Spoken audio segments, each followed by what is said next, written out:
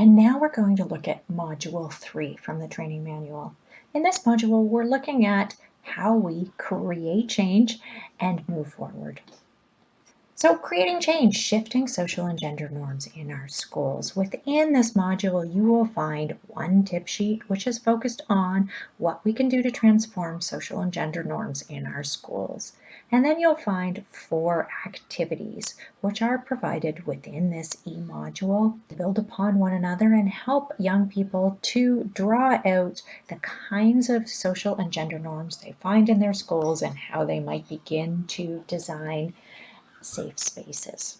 Now, what can we do to transform social and gender norms within our schools? Well, a starting point is really to recognize how to be realistic. Social norm change can take a very long time. So ensuring we don't overpromise and become disappointed. Being realistic is important. It's also helpful to focus on a specific group, such as a school, where young people are working with teachers that might have a bit more influence. So keep the approaches for transformation small, realistic, but impactful. So how can you change norms and strengthen the positive social norms, not just the negative? We can tackle negative social norms that perpetuate violence, but it's also really helpful to focus on those positive social norms that are creating inclusive spaces, spaces where people feel heard. We also want to work together to change the social norms that accept or support. We want to change the way we think and talk about why violence against young people happens and try to focus on how we can prevent it. As some examples, you might think it's okay to hit a child when they're making me really angry. If you hear this kind of statement or this kind of sentiment, it's important to question it. Ask whether or not it's relevant. Ask whether or not it is harmful. As another example, I can push that boy because he looks nothing like me. He is nothing like me. His family shouldn't even be here. Again, reflecting on the statement, reflecting on the assumptions that are behind it, challenging the ideas behind it to see if they're factual, to see if they can be shifted, and to see if there are some pro-social norms that can be supported that would offer an alternative. Changing social norms also involves changing how we think, both as individuals and as groups. So this is one of the complexities of social norm change, is in the intersection between the individual and collective. So research has shown there are a few things that support changing social norms. One, if we think about the social norm we want to change, we try and change it directly. Some norms, not all, but some, should be worked on directly. We should look for the influencers or people whose opinion count to us, those reference groups, to get them on board with our messaging. We want to spread the word. Focus on changing the social expectations by publicizing the kind of change we want to see. Posters are a great way to do this within schools. Appeal to people's hearts and heads. Make them think about the kinds of changes that are needed and why, but also the kinds of feelings they want to promote within their spaces. The second thing we want to focus on is changing attitudes and beliefs that support shifting the norm that you want to change. Now, we talked about before that there's a difference between attitudes, beliefs, and social norms, but they are related, and our attitudes do influence whether or not we follow or perpetuate a social norm. So it is useful to focus on some of the harmful effects of a given behavior, focusing on the heads, and also the benefits of avoiding that behavior. And this way, it's also helpful to work from the bottom up. Work with young people within a school setting, for instance, to the teachers, up to the administration. 3, we want to try and change people's behaviors in order to shift social norms. So we focused on attitudes and beliefs in number 2. Now we're really looking at changing behaviors. And one way to do this is to use structural interventions. This is where we can bring in policies. We can also bring in rules that are codified. It's useful to think about structural interventions with both a carrot and a stick mentality. Those that offer a carrot, for instance, or a benefit for following a particular set of behaviors, or a stick that also suggests that there is some kind of punishment for breaking a particular set of rules of behavior. Another way to ensure that this is impactful and challenges harmful social norms is to convince people that it's in their best interest to follow something. Build the energy across a school or a community to build the motivation to actually change.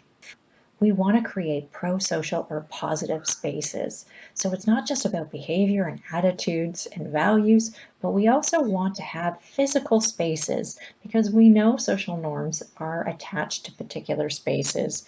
Creating spaces where people feel safe is a really important way of challenging social norms that perpetuate violence against children.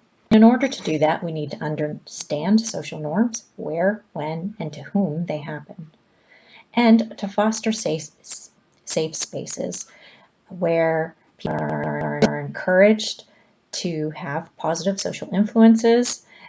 There is a support for intergenerational responses where people feel welcomed, they feel acknowledged, and they feel appreciated. And 5, focus on what works to change behavior. This is still a new area of practice, so it's useful to continue to look at the literature to find out what is working well. But so far, what we know is you don't want to push too hard. Sometimes that will have the opposite effect. If you push too hard, people will pull away and ignore. You also want to understand different perspectives. People behave in a particular way for a whole variety of reasons. Taking a curious approach is often a better approach than a punitive approach. Another important way to focus on what works to change behavior is to map some of the barriers to behavior change. What is getting in the way of people changing a given social norm and a given behavior? If you can understand why they can't or won't change, then maybe there are some alternative approaches that will better help change a social norm. So some of the things that you might think of to try in your school are to introduce no-hit zones. This has worked in some schools. You can run campaigns to eliminate corporal punishment in public settings. You might want to create safe spaces in the school for young people where they feel able to talk and share about their experiences, but they know that they're welcomed regardless of who they are. Another good way to bring in change is to introduce reporting mechanisms, including ones that are anonymous, so people feel safe if they are going to report a particular behavior or violence. In coming up with a range of ideas, it's important to make sure that it fits your particular school or community. It's important to do this that's bespoke to your school and involves a bottom-up approach, bringing in children and young people to the discussion to find out what they think might work and how they might implement it. So how can we develop a good message for change? We know that it's important to appeal to various aspects of the human psyche. It's important to focus on people's heads, hearts, and hands. Ask people to think about, why should I care? Why is it important to really appeal to their heart? To appeal to their head, think about what can change. Give inspiring examples and strong ideas for what's possible. Also appeal to why something is happening and why it's not. Hands, focusing on what people can actually do. What are some actions people can take? And be clear on what exactly you're asking of them. It's important to recognize that strong messages are simple, they're solution focused, they're practical, and of course they are doable.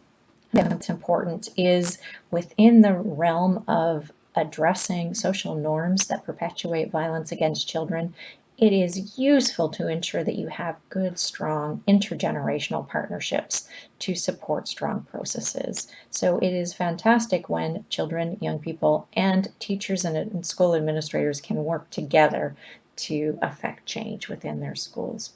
So here are some ideas for activities that might help young people to think through their own ideas. This was taken from Equitas. You could look at art, different art installations to support your work, graffiti or theater, or music or poetry. You might also look to audiovisual material or creations, film or photo or podcasts. You could also look to print to create brochures or posters or zines to support campaigns. You might turn to the digital area to look at blogs or vlogs or social media or possibly even video games. It might be useful to bring in workshops or trainings, teach-ins or skill sharings with young people across schools. Various campaigns could be useful. Petitions or media campaigns, canvassing can illustrate particular attitudes across a school which may impact social norms and behavior change. Role models, mentorship, youth mentors, intergenerational mentoring can also be helpful. And building alliances across your school and maybe even across different schools could be helpful. Thank you very much.